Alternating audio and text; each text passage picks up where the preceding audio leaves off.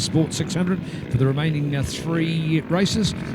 Thank you to all of our guest people, but I tell you what, we've still got a cracker, an absolute cracker, and Chris Lawrence coming up for classic sidecars shortly. And the name Lawrence and sidecars go together like bacon and eggs and ham and cheese, or cheese and crackers. So look out for a special guest and Chris Lawrence coming up to join us for a classic sidecar commentary in the next event. But Brad, this is our Super Sport 300. We've always loved this class. There's so many at it, and these guys have just been really laying it on for a great race. Oh, a few gaps just there. We've got a gap on the front row. We've got a gap on the second row. So, wow, unfortunately not perfect.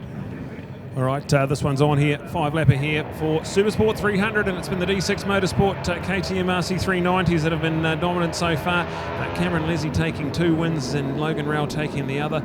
So it's on here for the overall between those two. We've got Hamish Simpson gets a good start as well. Simon Beard's up there. We've got Jacob Stroud was in this class. He'll be there on that black, green and white machine. He's in about 5th place at the moment, so plenty of talent throughout this 300 Super Sport field, and it's on here. So check out the D6 Motorsport boys. They've been dominant so far this weekend, and this one here looking like it's going to be another good 5-lapper. All right, so straight into it again with the Super Sport 600. It has proved to be our biggest class. It generally is when it comes to racing. And man, oh man, we got a few out there. Christopher saying that he was feeling like he may have just had a little bit too much of the racing. He'd already done about 8 races and saying he was fairly well spent, but be interested to know whether he can come back. Remembering we've got our 2 Carl Cox Motorsport riders, and Tim Green and Andrew Ansell joining this field. So the 400s, rather than coming off the front of the 250s, are coming off the back of the 300s. I know that sounds a lot. Why would you have a 400 off the back of the 300? Well, these 2 guys are only newcomers at it compared to the 300 guys. So just an interest and sort of an endeavour for safety that they're not as experienced. So we'll let them come off the back. Therefore, they don't get in the way of those at the front. All right, so it's Logan and Cameron. These have been the hot shots out of D6 Motorsport, and these guys have been doing it. They've been hard at it. In fact, we've got the underdogs coming through because their first up winner in Logan, he's been pipped by Cameron in the last 2. So can we see Logan come back? We really do want to see Logan come back, don't we? From the point of view, it's not a matter about whether you like Logan or you like Cameron. If you like racing, we want to see these guys tied on points. They'll have what will be 100, what about 90 each? 90 each. And then we'll see them go hammer and tong for that last race here later this afternoon to determine who is the number 1. They're teammates. And of course, that's only when they're back in the shed at the moment. They're true racing rivals out there on identical bikes, laying it on, giving their all for D6 Motorsport. A fabulous colour combo have lined up here between the blue of the Suzukis that are in the team and the orange of KTM. So you've got the boys in the 600 Suzukis and the 390s KTM. So, you know, the standard colours of those brand are quite different, but they've been able to mix the graphics of what they've made up to make a very elegant satin finish on a great presented bike. Those guys certainly team presentation of the events as far as I'm concerned. They've got all the pits with their colours flying, the flags out. You certainly know who they are, what they believe in. And when you've got people like Blaze Heaven and Rogan Chandler's on the 600, and these 2 and Cameron Leslie and Logan Rowell on the 300s, that is a very professional team. And even an opening for another young gun. That's been the call put out by Jack and saying, hey, as team owner, I want to see more in the team and more people. And just to see today, for me, it was a real highlight. Rogan Chandler in a real positive place because racing had really got on top of him, is a polite way to word it, taking things too seriously, and he's come back and having fun with those other guys around him. It's so cool, and I'm sure he'll be back for more better and greater things in New Zealand motorcycle road racing with Jacob Stroud, Hamish Simpson and Andrew McLaughlin. Andy Mack, Brad, what is it? Would probably start off with the results, sort of, you know, you're 8 and 9, just whittling away. Here he is running in a 5th. That's a cool result. Absolutely brilliant. Into the flip-flop they go. It's Cameron Leslie ahead of Logan Rowell. That's the D6 Motorsport team. They were less than a tenth of a second separated when they crossed the line. There's going to be nothing to separate them this time either. It's on here for these 2 boys. And like we said, this is race 4 of the weekend. Cameron's won 2 and Logan's won the other. So if Logan can get up and win this, we'll have exactly the same as we've got in the Superbikes. A tie heading into the final race. That would be exciting for the race fans here. But 300 Super Sport, we're going good.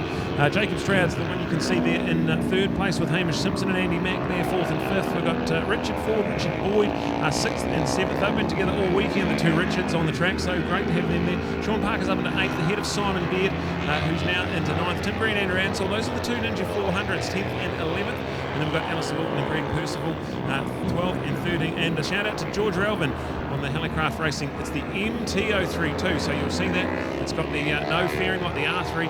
It's the naked no fairing bike, so great to have George out there on the MT03 for Helicraft Racing. Right, Jacob Straubel on the Lizard Racing AFC Motorcycles KTM 390. Won the title a few years ago. Had the privilege of having the bike on display at AFC Motorcycles in Palmerston North for a period of time with the trophies there, and it looked a picture of elegance, and a lot of people came in to inquire about the bike because, it's sort of to see road race championship winning bikes on motorcycle showroom floors is a thing of the past. It used to be so elegant to see. Now, indeed, you don't see it anywhere near as much, and it really did attract some interest. And Mick, and your effort with Lizard Racing was exceptional, and your bike presentation immaculate as always. And here we are with a return to racing for Jacob, but he's on a different machine here today and throwing everything back at that. You can't take the boy out of the champion or the champion out of the boy. He is so good to see. Love that name Stroud, and love seeing him right up there in third place. But with this D6 Motorsport combo, they are in awesome form. When you've got a team behind you like they have, they are so lucky, and they're proving it again and again and again. And look at that, less than a bike length between them. That is electrifying. The margin officially 0.094. That's less than 1/10 of 1 second. So there is nothing out there to, might be a change. Looking for it to come up on the inside. Did the change happen, Brad? Did it stick? I think it has. I think we've got Logan in there. We've got Cameron. He just drifted wide out there. The exit of the corner, he went too wide, and Cameron saw the, Logan saw the gap and slithered up on the inside, and now he's going to put it together. And can he hold it? In fact, already, look at that. He's gone out to about a 5 bike length advantage. Will he be under pressure? This is what we actually want to see. And again, nothing personal about any of the boys as well. We just want to see a tie till we go to the last race, and it's landed on the line. May the best man win. But if Cameron was going to win, it would then rely on Cameron having a DNF or going way down on the results to give the upper chance. But to have them tied on points after 2 wins and 2 seconds each, it would make it a climatic way to finish, and a super exciting day here for our Northern Road Race Spectacular, as we see some flying good performances out there from this neat little 300 class. Jacob Stroud, Hamish Simpson, Richard Ford, Andy Mack in there, slip back one to Richard Boyd, Sean Parker, just some of the other names to watch on board there. Of course, Andy coming out of Christchurch on the affordable storage. Hughes Motors of Greymouth supported KTM RC 390 as well. Alistair Wilton in there as well, and Alistair keeping up the results, might be back in 12th place, but never put a good man down on his 2020 model Yamaha YZF-R3, the model's officially called, courtesy of Pirelli Tyres, Rogers Motorcycles of Invercargill, and BRM Dynos. We come down. Brad, could be the change back the other way. I think it is. I think Cameron's just got his nose in front. The white flag's out. We've got 1 lap to go. It's on here. So Cameron here to Logan. This is where Cameron made the mistake a lap ago. Has he got this turn 1 sorted out? Logan's going to go in there right behind him. I think he might have learnt and just held that tight line. So it's going to be Cameron Leslie hanging on for dear life. Logan Rowell was piling on the pressure. But I tell you what, it was Cameron that got the drag down the back straight. So now it's Logan with that all-key slipstream position, P2, right behind him. So anything can happen here. We're on the final lap.